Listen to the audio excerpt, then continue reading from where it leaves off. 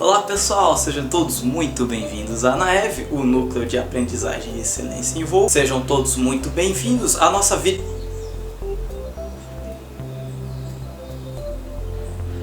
a nossa videoaula 05 de meteorologia. Seja você muito bem-vindo. Hoje nós vamos abordar um assunto muito legal. De acordo com algumas apostilas, não é exatamente o próximo assunto da videoaula 04. A videoaula 04 falou de altimetria, certo? Aí hoje na nossa videoaula 05 nós vamos falar sobre equilíbrio atmosférico. É um assunto muito pedido por vocês, então eu decidi passar adiante, furar a fila com esse assunto para a gente ver exatamente esse assunto legalzinho, porque tem muita gente com dúvida e eu até chegar pelo meu planejamento das aulas de meteorologia, este assunto ficaria lá pela 13ª videoaula de meteorologia. Mas como tem muita gente com dúvida e tal, eu decidi jogar esse assunto para frente. Vai ficar, além de ser da nossa 13ª videoaula, esse assunto ficou para a nossa 5ª aula, que hoje nós vamos abordar equilíbrio atmosférico. Beleza, pessoal? Vamos lá. Mas então, pessoal, iniciando a nossa matéria aqui, o que significa equilíbrio atmosférico? A gente pode resumir de uma forma muito simples. É a reação da atmosfera aos deslocamentos verticais de massas de ar. Galera, para a gente começar a estudar equilíbrio atmosférico, é importante a gente saber o método que a gente estuda equilíbrio atmosférico. E qual que é o método que eu vou utilizar e que é utilizado por aí para as pessoas entenderem o equilíbrio atmosférico? Usa-se o método da parcela. O que é método da parcela? Galera, é muito simples. O método da parcela significa você pegar uma coisa que você quer estudar, o seu objeto de estudo, e retirar uma pequena parte dele, porém que corresponda com a grande outra massa. Mas além de você trabalhar com a grande outra massa, você trabalha com um pedacinho. A mesma coisa que você quer estudar, por exemplo, um tecido, né? Um tecido aí do corpo humano, de você pegar tudo, você pega lá uma célulazinha dele e estuda, certo? Você pega lá uma partezinha dele e estuda.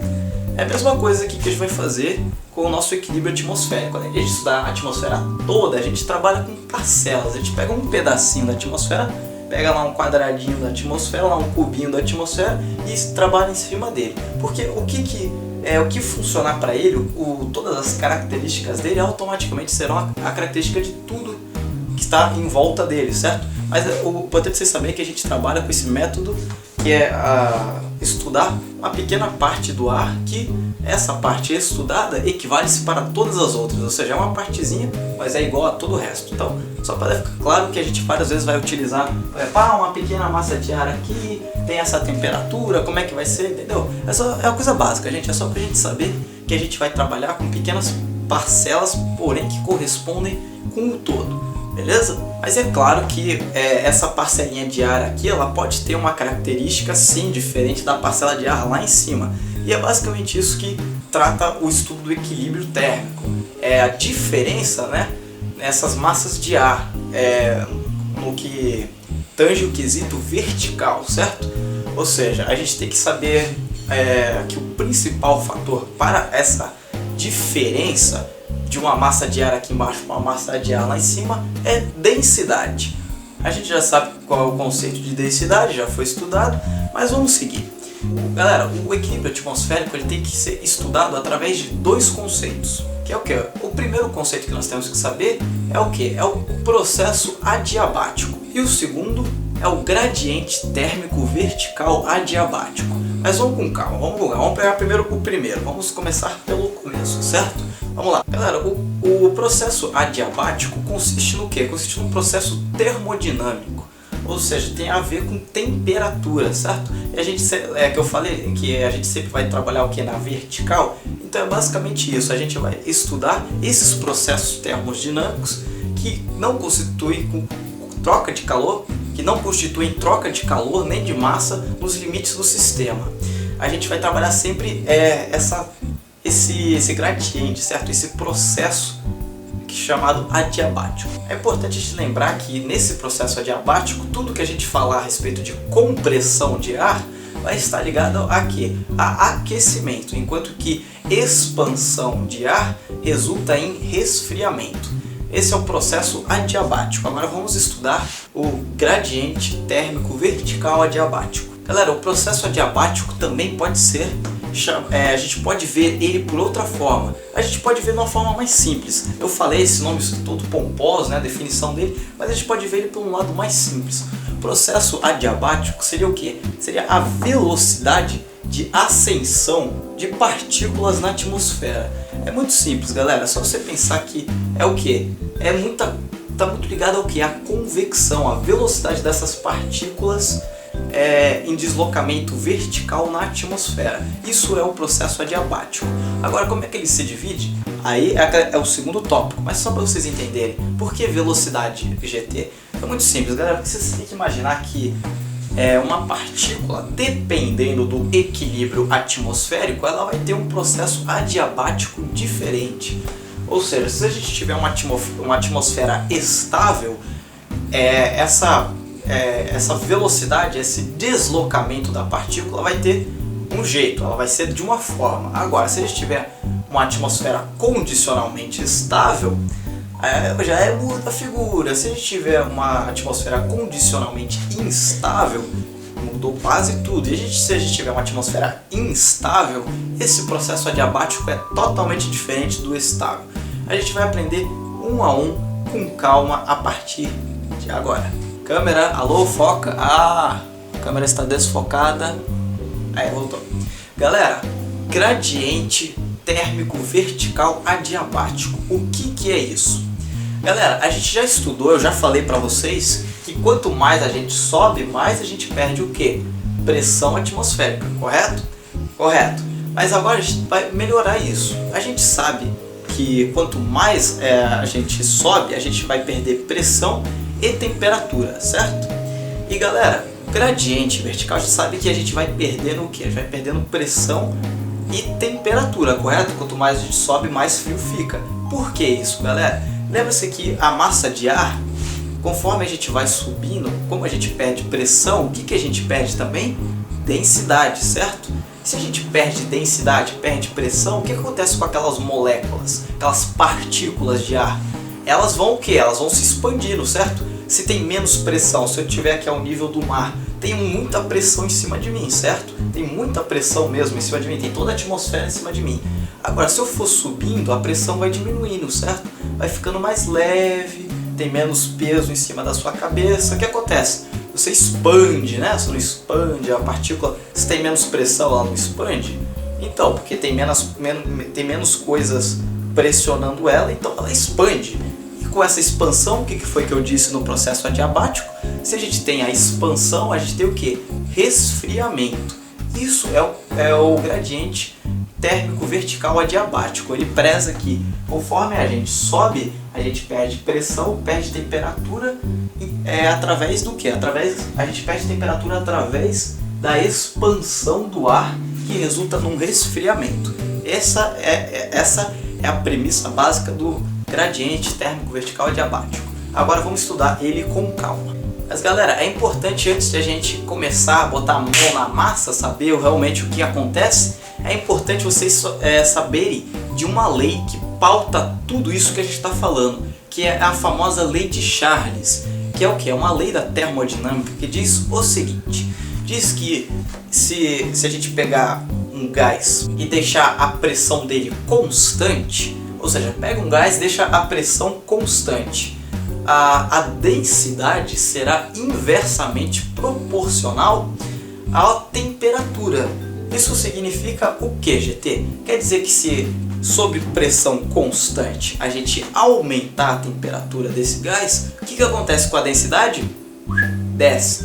Da mesma forma que se a gente esfriar esse gás, diminuir a temperatura, o que acontece com a densidade? A densidade sobe, é inversamente proporcional. Essa é a lei de Charles. Isso é importante você lembrar, que às vezes cai uma perguntinha idiota na prova da ANAC perguntando qual que é a lei de Charles. Aí eles confundem, às vezes põem a teoria da coalescência como sendo lei de Charles, ou então eles colocam o teorema de Bernoulli no lugar, ou então a lei dos gases perfeitos. Enfim, existem várias teorias que eles podem confundir com a lei de Charles. A de Bailot também pode ser confundida, mas lembre-se, Lei de Charles é o que? Sob pressão constante, um gás terá sua densidade inversamente proporcional à temperatura.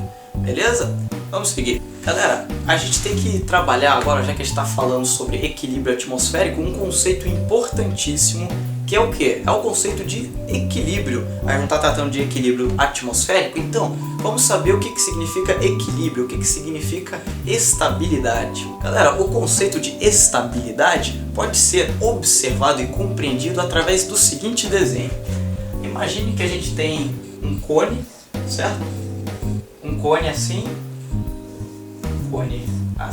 certo? E uma mesa perfeitamente horizontal. Aí o que a gente tem? A gente tem uma bolinha. Imagine que a gente tem uma bolinha. Caramba, olha uma cor nova. Imagine a bolinha da seguinte forma. Galera, imagine que essa bolinha está aqui, certo? Aí, além da estabilidade, diz o seguinte: se nós tivermos um corpo e se nesse corpo for aplicada uma força, a gente sabe que o quê? Que vai mudar o estado, certo? Ele está em repouso, vai o quê? Vai para movimento, certo? Vai sair da inércia. Aí a lei da estabilidade preza o seguinte: preza que aplicada uma força a um objeto, este entrará em movimento. Porém, cessada a aplicação da força, dependendo do resultado, ou seja, dependendo do que vai acontecer com esse corpo, ele será estável ou não. Por exemplo, se a gente tem essa bolinha aqui, certo? A gente aplica uma força, que é a força dela para cima. O que vai acontecer?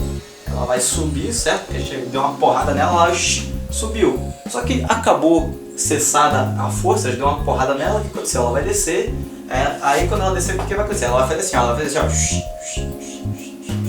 ó, até voltar para o repouso absoluto, certo? Afinal, o que? Ela parou, certo? A gente subiu, depois a gente deu uma porrada, ela subiu, depois ela desceu, subiu, até inquietar, sossegar a faixa e o que? Voltou para o repouso. Então isso é chamado de estabilidade, beleza?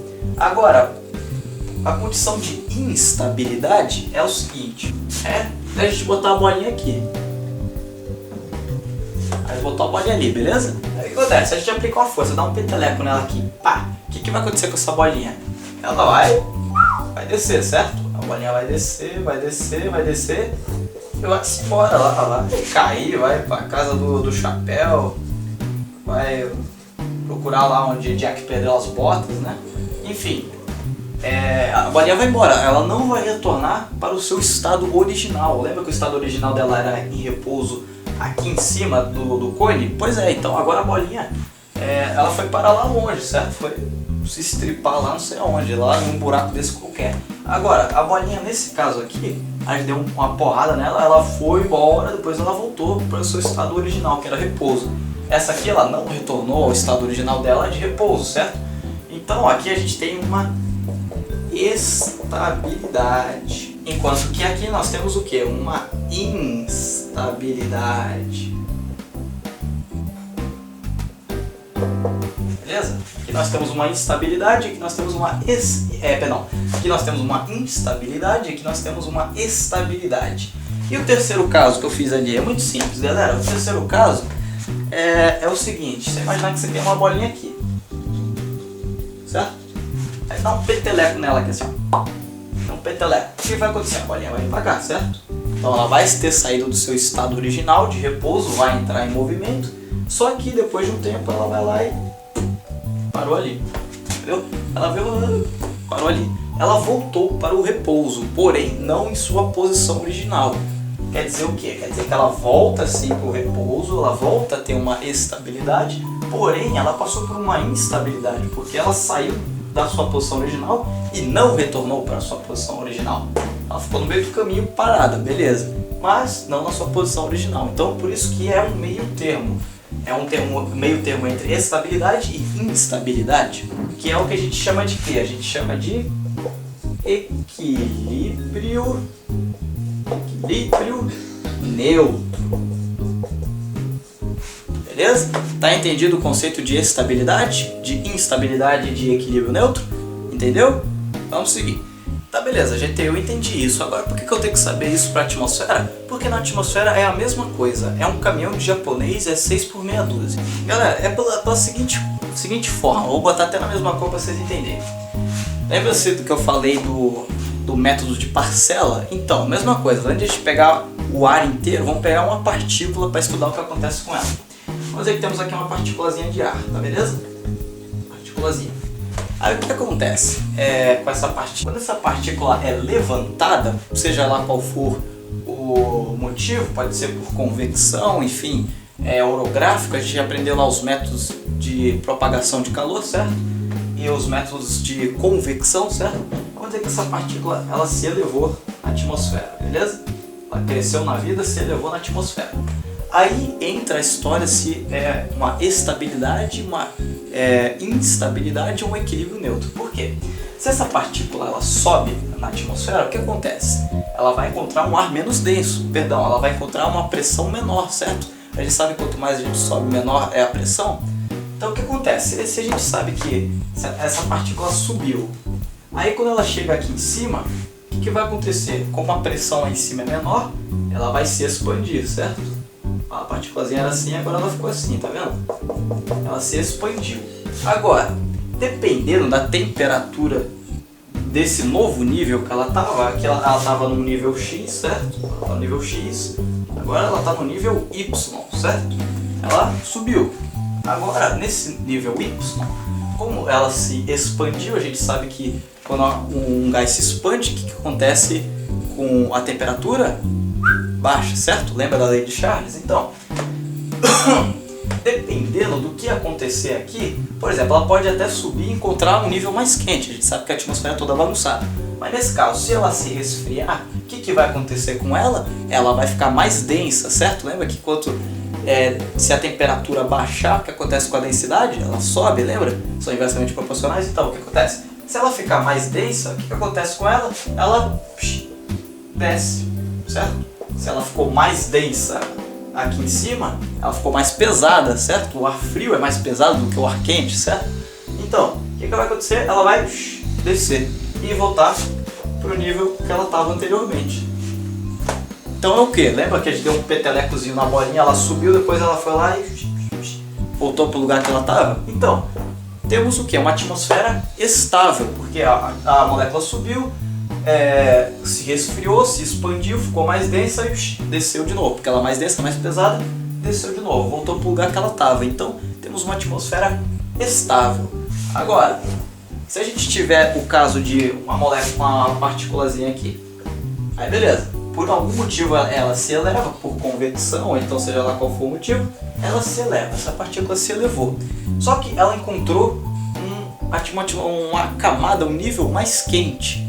Aí o que vai acontecer com ela? Ela vai... ela encontrou um nível mais quente. Então, o que acontece com a densidade? Se a temperatura sobe, a densidade baixa, certo? E se ela se torna menos densa, o que acontece? Aí que ela sobe de vez, aí ela sobe mais ainda.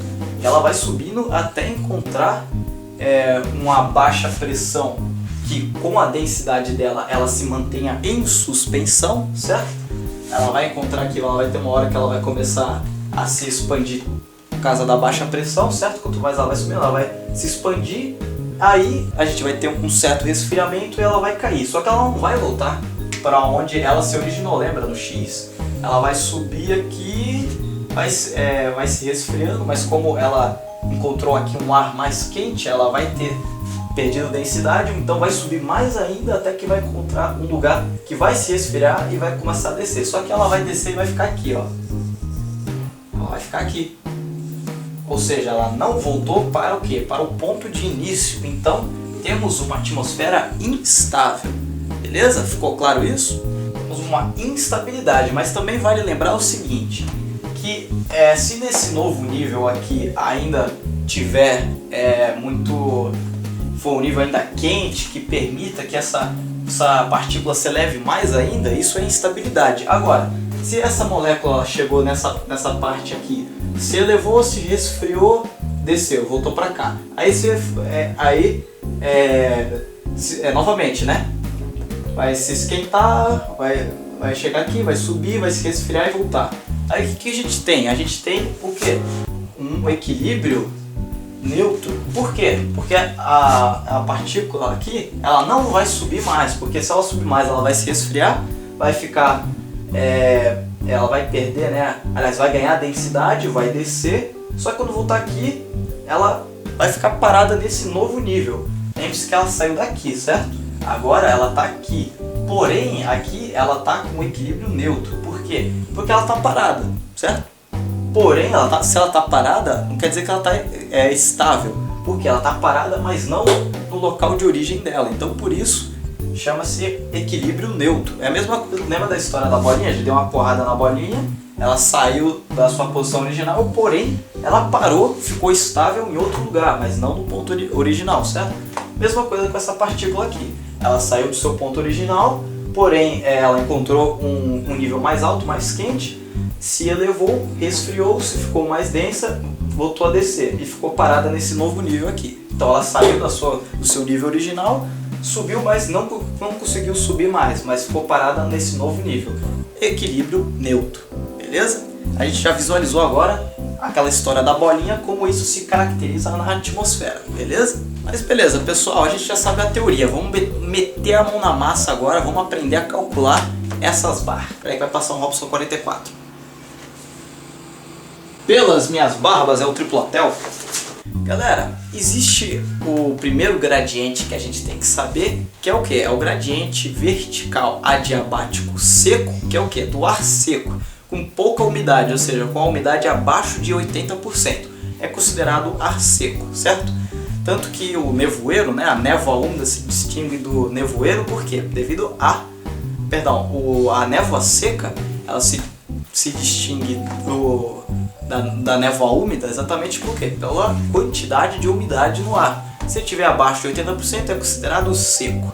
Galera, o primeiro gradiente que a gente tem que saber é o gradiente, né, adiabático térmico do ar seco. Galera, existe uma fórmula enorme para a gente chegar nesse resultado, existe toda uma explicação como chegou esse gradiente. Mas existe sim, quem tiver curiosidade em saber como chegaram isso aí, vai achar uma conta absurda, uma conta enorme que leva lá em consideração joule, não sei o que, calorímetro para cá, caloria para lá. Enfim, existe uma fórmula para calcular isso, mas a gente só tem que decorar. Eu poderia também, se eu soubesse, eu te explicava, porém não é necessário. Vamos economizar tempo. Você que está na sua pressa para fazer a prova da ANAC, vamos memorizar diretamente. Nós temos o gradiente térmico vertical adiabático seco de quê? De 1 grau Celsius a cada 100 metros. Esse é o primeiro gradiente que a gente tem que saber. Porém, galera, esse aqui é do ar seco, certo? Agora, o do ar úmido, gradiente térmico vertical adiabático úmido, é de quê? É de 0,6 graus Celsius a cada 100 metros. Por que ele é menor, galera? Por quê? Porque o úmido, a gente tem que lembrar que o úmido, ele tem o quê? Ele tem a parcela de vapor d'água, certo? É o quê? É um gradiente de ar saturado. Lembra-se da saturação do ar? Quando a gente tem numa parte de ar, se a gente pega uma parte desse ar, se 4% desse ar conter umidade, conter vapor d'água, 4% desse ar tiver corresponder a vapor d'água, ele é considerado o quê? Saturado, considerado um ar saturado. Então por isso a gente sabe que com a adição do vapor d'água, a água tem um calor latente diferente do ar seco, certo? Ela tem também um calor específico diferente do ar seco. As moléculas de ar seco para as úmidas, o calor específico é o que? Ele é diferente, certo? E com isso ele tem mais, ele tem uma dificuldade maior, né, de trocar calor com o ambiente, certo? Por isso que a cada 100 metros esse ar ele só vai perder 0,6 graus Celsius, porque ele tem água. Lembra que o calor específico da água é grande? Então é o que? Significa que ela tem dificuldade de trocar calor com o meio dela, certo? Então por isso que é menor. A cada 100 metros ele perde 0,6 graus, enquanto que o seco não tem a presença de vapor d'água, não tem presença de água, ele troca calor com o ambiente mais facilmente. Então ele perde 1 grau Celsius a cada 100 metros.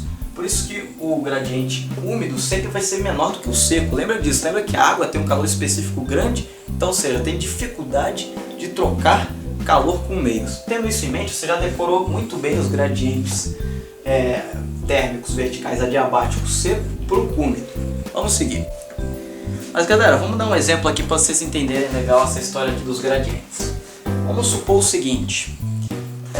Vamos supor que nós temos aqui uma partícula de ar com 28 graus Celsius, certo? Então ela sobe ela sobe uma altura de 1000 metros, certo? Lembrando que na meteorologia, trabalhando de gradiente, a gente trabalha com altura, certo? E não com altitude. Até que essa molécula aqui, ela subiu 1000 metros até uma temperatura de 21 graus Celsius, beleza? O que a gente pode dizer a respeito disso? Qual que é o gradiente térmico vertical adiabático dessa história? É muito simples, a gente faz o seguinte, a gente pega a temperatura inicial, certo? A temperatura do ponto de início dessa partícula, 28 graus, subtrai da final, menos 21, certo?